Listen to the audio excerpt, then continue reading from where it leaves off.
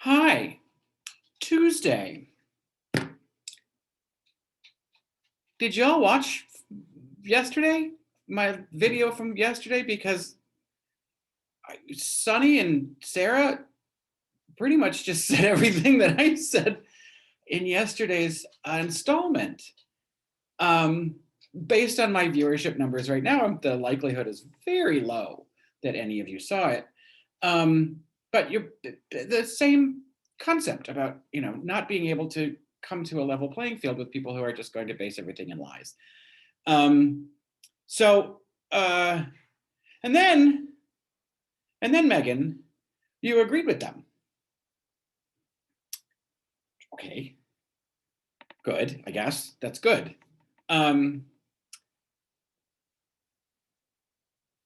Almost seeming apologetic that you wouldn't defend Trump and you think that he should be impeached. You wouldn't go so far as to say that Cruz and Hawley and Jim Jordan and Matt Gaetz and all those fuckers are traitors and seditionists and liars, which might help. But you again went on to talk about how offended you were by Katie Couric. That's the most offensive thing anybody said in this whole election cycle, you said, or something to that effect. And you take such umbrage with people lumping all Trump voters together. It makes me wonder and kind of assume that you voted for Trump. Just because you get so upset when people try to lump all the Trump voters together. And you refer to that collective as we. So I'm going on a limb here saying that you voted for Trump. And if that's the case, you're just a giant fucking hypocrite. And that's not a dig on weight. That has nothing. That is the amount of your hypocrisy. Because that's not interest in unity for the country. That's supporting 4 years of lawlessness and lying and all of the bullshit that has come up until this point through that administration. The complete and utter blockade of legislation being passed. That's not a vote for progress in this country by voting for Trump. And if that's what you did, then everything that you say is completely disingenuous. Just like you thought that the Democrats might be, by not being, nice enough to you and inviting you into their big tent by agreeing that people are allowed to lie about things that are factual. Anyway, so that's highly disappointing, but it's not surprising that you would vote for him. I'm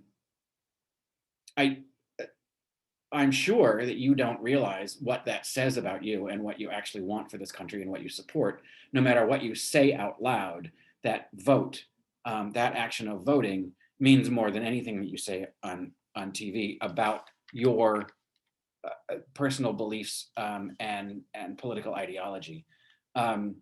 You said you would defend the Republican Party, ride or die. That was what you grew up with, and blah blah blah. We know that's what you grew up with. But you fail to realize that the current Republican Party isn't anything like what you thought it was when you grew up. And I don't even think it was what you thought it was when you grew up. It's never been the thing you thought it was or think it is. But that aside, I'd like to know what you think you're going to do to defend your Republican Party and the ideals that you stand up for that aren't obstructionist, that aren't anti-Democrat. That what are you doing to support the Republican Party, and what are those ideals that you want to uphold, and how do you want to see those come to fruition? Because complaining about the Democrats isn't going to work, and your star leaders in the Republican Party are nutbags. What's her face? Green from Georgia.